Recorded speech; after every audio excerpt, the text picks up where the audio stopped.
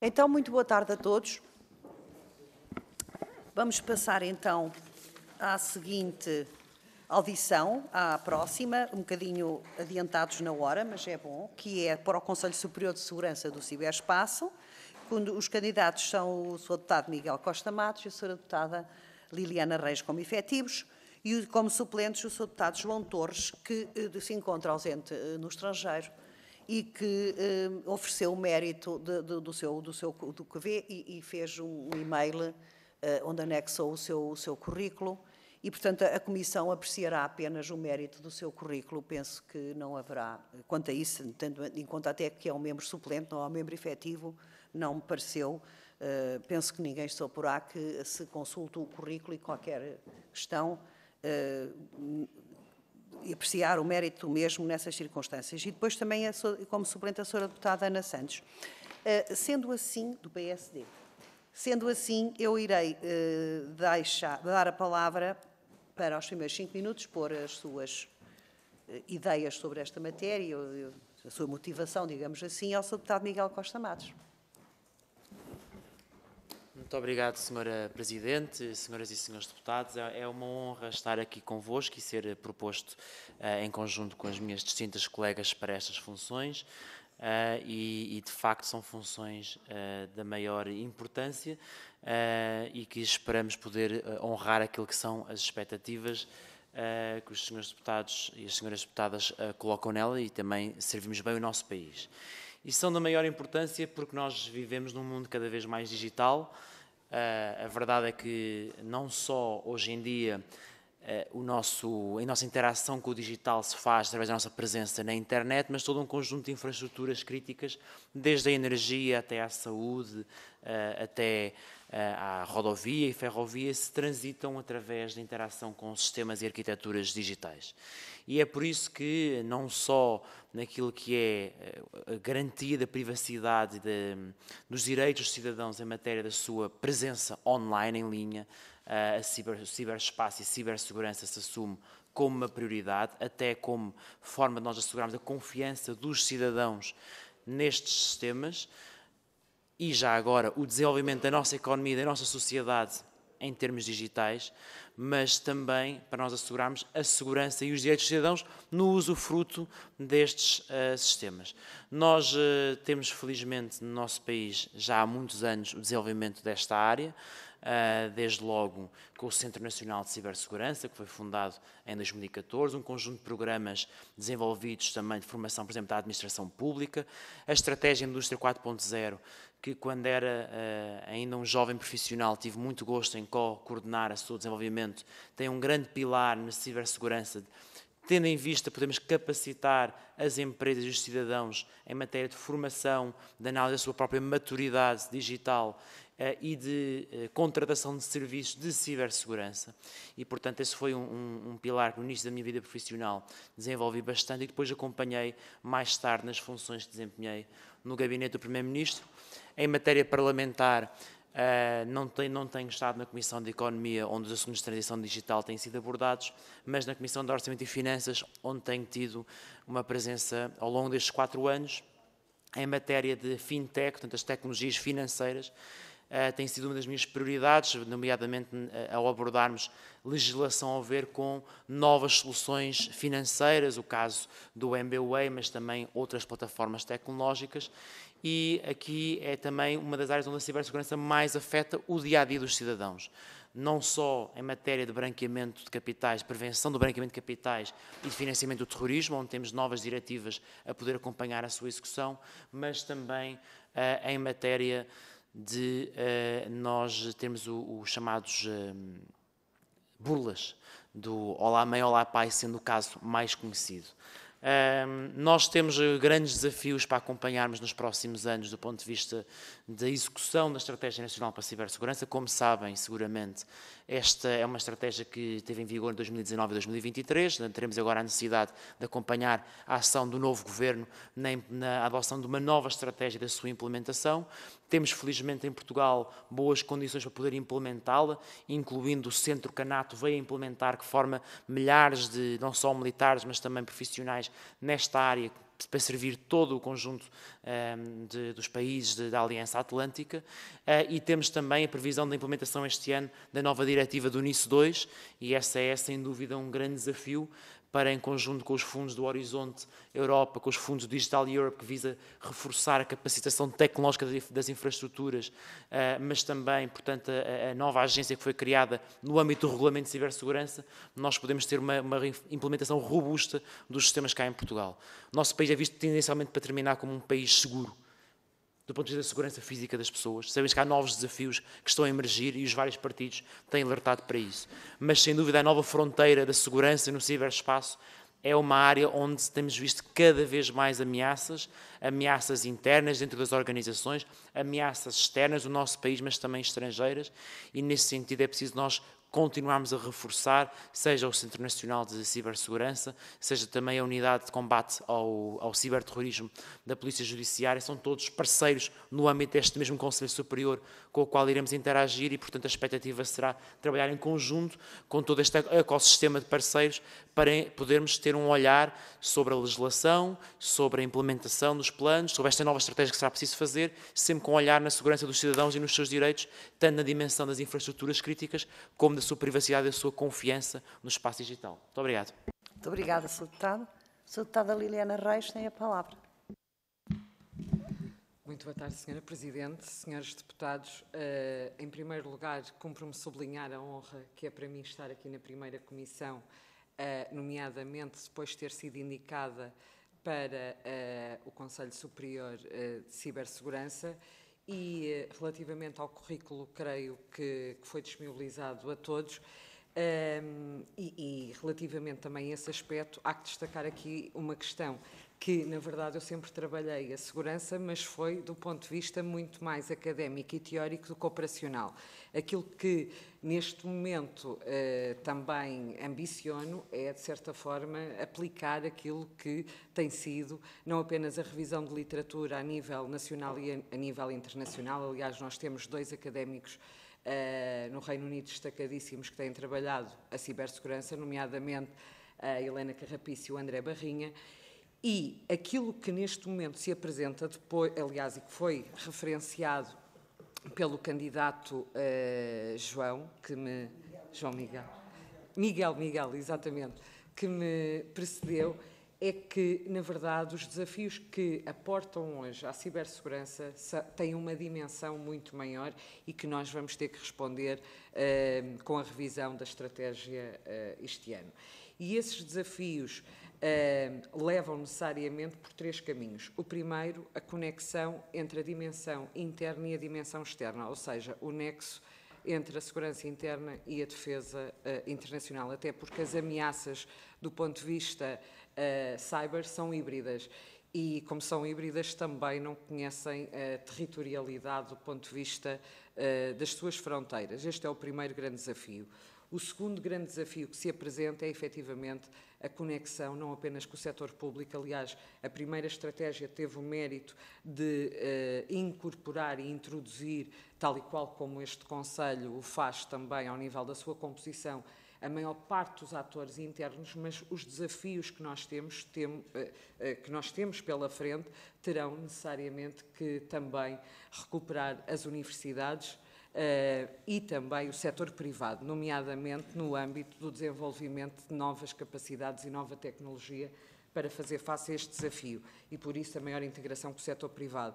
E depois aqui, o terceiro que me parece mais importante é, de facto, o enfoque operacional e a atualização contínua. E isto é algo que nós temos apontado, sobretudo do ponto de vista académico, é que a produção de doutrina em Portugal, e não apenas em Portugal, no âmbito da União Europeia também, tem sido muito rica. Aliás, do ponto de vista da defesa, nós tivemos a apresentação da bússola estratégica logo após a agressão russa à Ucrânia, dia 24 de fevereiro de 2022, e tivemos também o lançamento do conceito estratégico da NATO em junho. Mas o problema que talvez mais visível e com o qual nós nos confrontamos é, efetivamente, a tradução da doutrina para a capacitação, para a parte mais operacional. E, por isso, Aquilo que neste momento também se apresenta como um dos principais desafios à cibersegurança é efetivamente conseguir recuperar com vários atores as maiores, ou pelo menos as melhores vias para que consigamos responder de forma concertada. Relativamente àquilo que também talvez se apresenta como, pelo menos, uma ambição que deve ser uma ambição conjunta deste Parlamento, é reconciliar a confidencialidade, a integridade e a disponibilidade.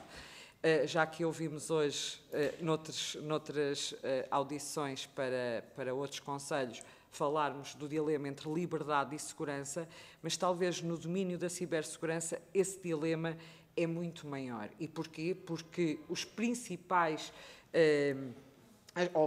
a principal percepção de ameaça, e não apenas no phishing, naquilo que são, efetivamente, os desafios internos, colocam-se também com a própria qualidade da democracia. E falo das fake news, falo da desinformação, que a Sra. Presidente, aliás, teve oportunidade também de sublinhar, e a manipulação de informação, exatamente.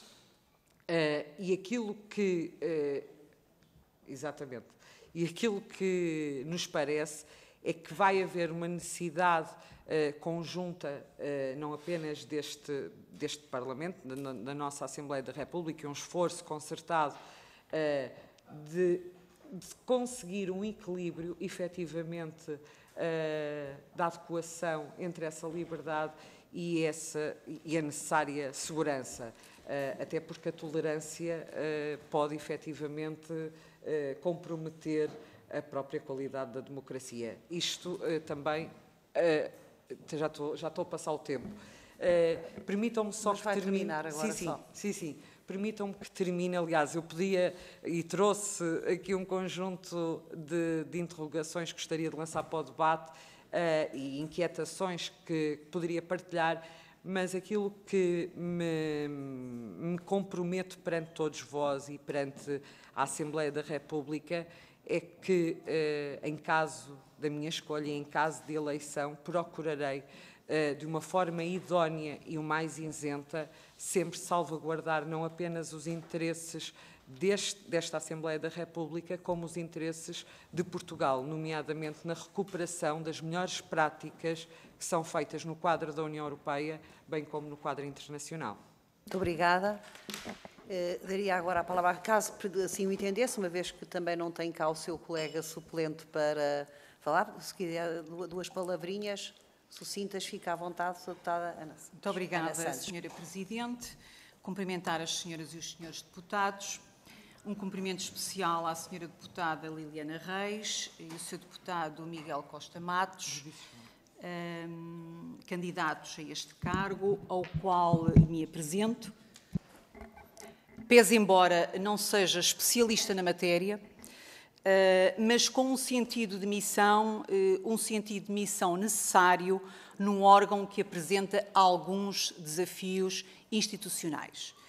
E porquê? Desde logo referir que nos últimos anos o setor da cibersegurança sofreu uma transformação significativa, impulsionada por uma combinação de avanços tecnológicos, cenários de ameaça em evolução e a crescente integração das tecnologias digitais em todos os aspectos das nossas vidas. Na verdade, o ritmo acelerado da inovação trouxe inúmeros benefícios, mas também expôs os indivíduos, as empresas e os governos a novas, sofisticadas e frequentes ciberameaças. Os cibercriminosos tornaram-se mais organizados, tirando partido de técnicas avançadas, e também os motivos por trás destes ataques são vários, indo desde o ganho financeiro a objetivos geopolíticos.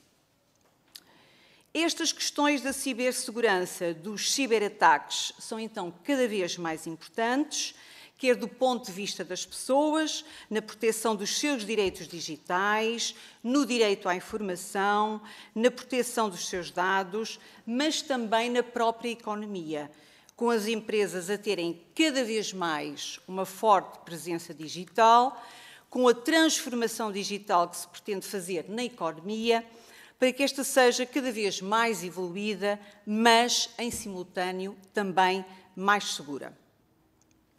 E é aqui que entra o grande desafio, pois quando tudo está interligado, quando tudo está conectado, também tudo está corrompível. Dizer que já em 2017, num discurso perante a Assembleia Geral das Nações Unidas, o Sr. Secretário-Geral António Guterres alertava para os perigos das ciberameaças e o seu impacto nas sociedades e nos Estados.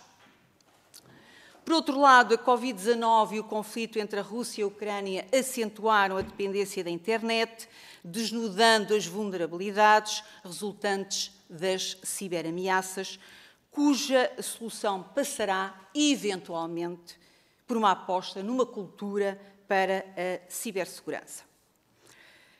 Tal é particularmente visível quando os ciberataques têm como alvo infraestruturas críticas, serviços essenciais e digitais vitais para a economia e bem-estar social, comprometendo o funcionamento da sociedade e do Estado, que ficam total ou parcialmente disfuncionais até integral reposição. Veja-se, por exemplo, o conflito entre a Rússia e a Ucrânia, em que a Rússia tem privilegiado os ciberataques aos sites governamentais e infraestruturas críticas ucranianas, principalmente redes ferroviárias, o mesmo fazendo a Ucrânia com ciberataques sobre a rede elétrica russa. Academicamente, existe um consenso para se abrangerem as novas tecnologias e o ciberespaço, e agora puxo aqui um bocadinho a brasa à minha sardinha, entre aspas, no catálogo dos direitos humanos, havendo, contudo, dúvidas quanto aos direitos que hão de integrar esse acervo. Os próprios princípios orientadores das Nações Unidas sobre as empresas e direitos humanos, estou já a terminar, abordam a cibersegurança como direito humano, percepcionando-se a cibersegurança como uma infraestrutura fundamental. Uma infraestrutura fundamental por semelhança com o que sucede, por exemplo, com as estradas ou com a água, em que a sua má utilização pode comprometer importantes direitos humanos, como sejam a liberdade de expressão, informação e privacidade. Em Portugal, o tratamento deste assunto tem-se pautado em parte por um grande celeuma em volta da Carta Europeia dos Direitos Humanos, na era digital, onde vêm consagrados importantes direitos relacionados com esta matéria, nomeadamente o direito de acesso ao ambiente digital, a garantia de acesso e uso e o direito à cibersegurança. Contudo, esta Carta não tem recebido a melhor aceitação pela doutrina e por algumas entidades administrativas, como sejam a Autoridade Nacional de Comunicações, o Conselho Superior do Ministério Público, a Comissão Nacional de Proteção de Dados e a Entidade Reguladora para a Comunicação Social. Aventando-se, entre outros argumentos, a redundância, a contradição e o comprometimento da liberdade de expressão. 2024 perspectiva-se como um ano muito desafiante em matéria de cibersegurança, quer devido aos grandes avanços que são esperados com a inteligência artificial, quer devido aos conflitos internacionais que se têm vindo a intensificar. Assim, por exemplo, como sabem, na reunião anual do Fórum Económico Mundial, realizada em janeiro de 2024, um dos temas que ganhou força durante o evento foi precisamente o da cibersegurança. É preciso fazer este esforço, penso que é um papel que o Conselho Superior pode desempenhar e cá estaremos para o fazer, assim possamos ter o apoio das senhoras e dos senhores deputados. Muito obrigada, Sra. Presidente, senhoras e senhores deputados. Muito obrigada, Sra. Deputada. Eu passaria agora a palavra aos grupos parlamentares para as questões que quiserem colocar. Sra. Deputada Paula Margarido, PSD. Senhora Presidente, apresentamos os nossos mais respeitosos cumprimentos a Vossa Excelência, bem como também às ilustres colegas deputadas que aqui estão na mesa e aos ilustres deputados, e um cumprimento muito especial aos candidatos, aos nossos colegas deputados que se disponibilizaram mais uma vez para servir dignamente o país. E nessa medida desejamos que amanhã venha a ocorrer a eleição, porque no âmbito da audição que aqui vos estamos a fazer, as vossas palavras de sabedoria, de facto, enriqueceram-nos e apenas desejamos, volto a dizer, que amanhã se venha a verificar a vossa eleição. É uma audição, não é nenhuma avaliação, permitam por isso uma contextualização para que, entretanto, solicitemos a vossa reflexão sobre uma questão que considero pertinente, que consideramos pertinente. Então, o Conselho Superior de Segurança do Ciberespaço assegura, como bem sabem, a coordenação político-estratégica para a segurança do ciberespaço. Ora, a Lei 46/2018, de 13 de agosto, transpôs a Diretiva 2016/1148 do Parlamento Europeu e do Conselho, relativa às tais medidas destinadas a garantir um elevado nível comum de segurança nas redes e dos sistemas de informação em toda a União. 3 anos depois, como bem sabem, a 30 de julho de 2021, temos então o Decreto-Lei 65/2021, que veio regular o regime jurídico da cibersegurança. Temos agora, o que é que nós temos agora? A tal Diretiva NIS-2, publicada em 14 de dezembro de 2022 e que tem por objetivo melhorar a cibersegurança em toda a União Europeia, exigindo que os Estados-membros a transponham para as suas leis nacionais até o próximo dia 17 de outubro de 2024. Tal diretiva expande o âmbito de aplicação da anterior diretiva, implementando melhorias na gestão de riscos e na sensibilização organizacional. Dito isto, gostava que refletissem sobre se consideram oportuno o alargamento dos setores críticos às águas residuais, à investigação, à administração pública, aos serviços postais, designadamente, e de estafeta, e que serão objeto de proteções específicas. Portanto, se consideram de facto oportuno este alargamento a estes setores críticos. Muito obrigada. Muito obrigada, Sra. Deputada. Passaria agora a palavra à Sra. Deputada Elsa Paes, do Grupo Parlamentar do PS. Muito obrigada, Sra. Presidente, Sras. e Srs. Deputados. Um cumprimento particular aos nossos colegas, Miguel Costa Matos e Liliana Reis, que são candidatos a efetivos, e também os candidatos a suplentes, João Torres, que pelos motivos apresentados não pode estar presente, e Ana Santos. Quero desejar-vos as maiores felicidades. Isto, eu penso que, inclusivamente, esta audição poderia ser dispensada, porque estamos interpares, todos nos conhecemos e conhecemos os vossos CVs, e a apresentação que acabaram de nos fazer retratam bem a qualidade do CV nesta matéria. Portanto, a Assembleia da República ficará seguramente muito bem representada com a vossa eleição, que estou crente que irá acontecer amanhã, mas também beneficia porque, ao estarem em contacto com matérias de grande atualidade e que são sempre muito dinâmicas, e ao trazer para a Assembleia essa discussão, também nos permitem um maior conhecimento das dinâmicas que no terreno ocorrem sobre esta matéria. Os desafios já aqui foram falados, têm muito a ver, sobretudo nesta era digital, com a segurança das pessoas, dos cidadãos e das cidadãs, mas também das empresas e com a salvaguarda dos nossos direitos e dos nossos direitos fundamentais.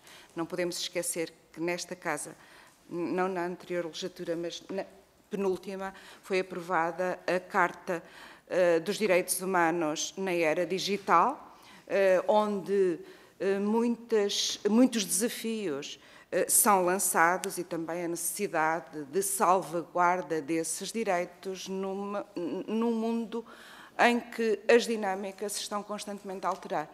Eu não sei se ao nível do quadro da cibercriminalidade estaremos perante novos crimes. Podemos estar perante velhos crimes, mas com novas ferramentas. E, portanto, são estas novas ferramentas que nós teremos que enfrentar para salvaguardar a segurança das pessoas neste mundo em mobilidade, que exige, obviamente, também esse nível de estratégias muito bem definidas, novas formas de controle e novas estratégias de prevenção. Portanto, as abordagens serão, também como vemos pelas vossas formações, abordagens muito disciplinares e o Conselho ganhará com estas abordagens multidisciplinares. Desejo-vos, não quero fazer-vos nenhuma pergunta, desejo-vos apenas as maiores felicidades e que tragam para esta casa todas as vossas inquietações para refletirmos em conjunto. Muito obrigada. Muito obrigada, Sra. Deputada. Daria agora a palavra ao Sr. Deputado Rodrigo Taxa, do Chega. Obrigado, Sra. Presidente. Senhoras e senhores deputados, senhores e senhoras candidatos, também não me vou alargar em grandes considerações, apenas dar nota que as diferenças partidárias nunca me impediram de reconhecer o mérito e a preparação das pessoas para os cargos a que se propõem. Ouvi-vos a todos atentamente, parecer-me que todos estão mais que preparados para aquilo a que se candidatam. Desejo-vos as mais sinceras felicidades. O vosso sucesso é o sucesso de Portugal e, sendo o sucesso de Portugal, é de todos nós e, portanto, as maiores felicidades. É só. Muito obrigado. Obrigada, Sr. Deputado. Sra. Deputada Patrícia Gil Vaz. Obrigada, Sr. Presidente. Cumprimentar os senhores candidatos. Faço minhas as palavras do Sr. Deputado Rodrigo Taxa. Não tenho qualquer tipo de questão. Apenas agradecer-vos por se candidatarem e desejar-vos boa sorte para o mandato que irão realizar. Obrigada.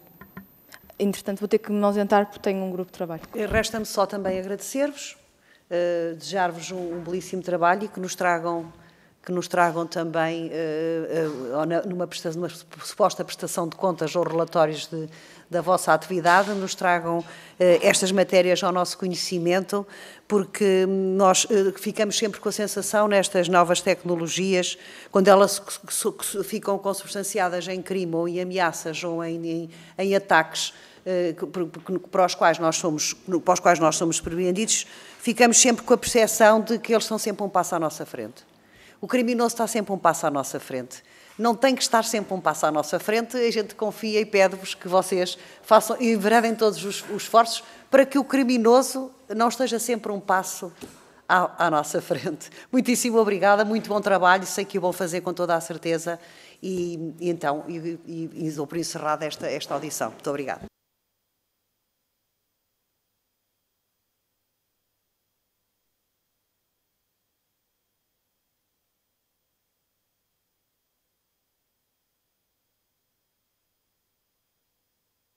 Desculpa, não sei se querem ainda.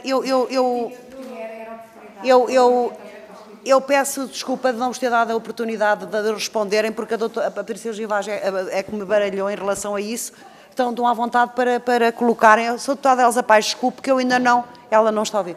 Podem de facto fazer a intervenção final que pretendam. Falha minha, que eu me penitencio. Porque eu, com a saída da Sra. Deputada Patrícia Gil Vaz, achei que passou-me aqui este momento. Sr. Deputado Miguel Costa Matos. Okay, obrigado. Agradecer as gentis e generosas considerações que os colegas fizeram a nosso respeito e acho que nós sentimos ainda mais imbuídos de responsabilidade depois desta vossa apreciação. Dizer em relação à questão da senhora deputada do Grupo Parlamentar do PSD, de facto vai ser agora um grande desafio a implementação do NIS 2. O alargamento das áreas é inevitável, porque à medida que os diferentes infraestruturas vão sendo ligadas, interligadas, é ainda mais importante nós assegurarmos a sua interoperabilidade, porque é quando existem falhas nas arquiteturas digitais que existem brechas através do qual os cibercriminosos ou, por exemplo, os Estados que tenham interesse em minar a nossa infraestrutura digital ou grupos não-Estado, portanto, ciberterroristas, por exemplo, é nessas brechas de falta de interoperabilidade em que isso pode muitas vezes entrar aí as ameaças. Há uma necessidade de estabelecermos melhor as arquiteturas, há uma necessidade melhor de nós definirmos um protocolo de prevenção e detecção rápido, mas também depois de acompanhamento dos incidentes. Aliás, a NIS 2, uma das coisas que justamente prevê é a criação, para dizer o termo correto, só que ia recorrer à minha cábula, os Centros Nacionais de Resposta a Incidentes, que visam justamente poder fazer um acompanhamento mais personalizado e depois interligarem-se com a Agência Europeia de Cibersegurança. E, portanto, isto é muito importante. A meu ver, tem uma ferramenta inovadora agora que vai introduzir novas oportunidades, que é o Web 3.0, o blockchain, porque, de facto, como os sistemas descentralizados e transparentes permite que todo o sistema esteja de maneira que não possa ser corrompível e que possa ser do conhecimento de toda a gente e não está, como está distribuído, não está tão dependente das vulnerabilidades de um único ponto de armazenamento ou de um único ponto de segurança. Isso é uma vantagem que nós temos agora a estabelecer as respostas, portanto, na implementação da NIS 2, mas sem dúvida que, pronto, a sua pergunta é muito pertinente, porque a interligação acrescenta vulnerabilidades que exigem de nós respostas mais integradas e mais estruturadas do ponto de vista da arquitetura digital. Muito obrigado. Sra. Deputada Liliana Reis, tem a palavra. Muito obrigada e agradeço a questão. Aliás, agradeço a todos os colegas as amáveis palavras que foram dirigidas aos candidatos. Da minha parte, sinto-me bastante lisonjeada pelas palavras que me foram dirigidas. Relativamente à senhora deputada Paula Margarido e à questão que coloca ao nível do alargamento, nomeadamente das infraestruturas críticas contempladas na NIS 2, tem aqui algo que me parece muito importante destacar, é que o alargamento ou aquilo que são efetivamente as infraestruturas críticas que são contempladas não podem esvaziar e, de certa forma, alargar o próprio conceito de cibersegurança. Sob pena de nós não conseguirmos implementar quer a própria diretiva, quer outra questão, que é levar ao esvaziamento daquilo que é o conceito de cibersegurança, porque se tudo cabe, com maior dificuldade há efetivamente na definição de políticas públicas adequadas e nomeadamente na nova definição da estratégia 2024-2028, creio. Por isso, aquilo que nos parece importante, pelo menos nesta fase, nomeadamente naquela que será a adequação da diretiva, será efetivamente a concertação com as melhores práticas no quadro da União Europeia. Aliás, cumpre-me sublinhar a este respeito que o Centro Europeu de Competências para a Cibersegurança, aliás, para a coordenação em cibersegurança, aberto em 2023 em Bucareste, na Roménia, alertou para esta situação, que o alargamento da área podia efetivamente comprometer a definição de políticas públicas por parte de cada Estado-membro e por isso não podemos cair nesse erro, mas temos também que perceber uma questão, é que as interdependências criam dependências e as vulnerabilidades que nós hoje temos são efetivamente mais alargadas e exigem de nós um esforço maior ao nível de resposta, e por isso é que eu na apresentação inicial falava na concertação e no burden sharing, não utilizei o conceito, mas é efetivamente a transversalidade daquilo que são as respostas exigidas, porque as ameaças também são globais. Aliás, isto recai no conceito de global governance. Quando as ameaças são globais, as respostas têm que ser globais, mas não esvaziá-las de todo, porque senão então andamos aqui a produzir papel e não conseguimos efetivamente implementar. E acho que aquilo que nos é exigido, nomeadamente no Conselho Superior, na qualidade de parlamentares, é alertar para a necessidade do foco para a definição das políticas públicas mais adequadas na proteção dos nossos cidadãos, das nossas empresas e, em última instância, do nosso Estado. Obrigada. Sra. Deputada Ana Santos. Muito obrigada, Sra. Presidente. Agradecer aos senhores deputados Paula Margarido, Elsa Paes, Rodrigo Tacha e Patrícia Gil Vaz as observações cordiais que fizeram e os votos também. Concluir apenas referindo que há alguns aspectos que, no meu entender, será de facto importante reforçar, como seja mais parcerias e maior cooperação entre o setor público e o setor privado, um sistema legislativo mais adequado, assim como o regime sancionatório, um reforço das medidas de consciencialização para os perigos do online, uma cooperação formal entre países no reporte de incidentes e na partilha de informações, nomeadamente através da criação de uma rede europeia de entidades com competência na matéria. Portanto, dizer que eficácia e eficiência são muito necessárias aos tempos que temos pela frente. Muito obrigada. Muito obrigada, Sra. Deputada. Agora, e dou por encerrada a ação, reiterando as minhas desculpas aos seus candidatos por não vos querer dar a palavra. Muito obrigada.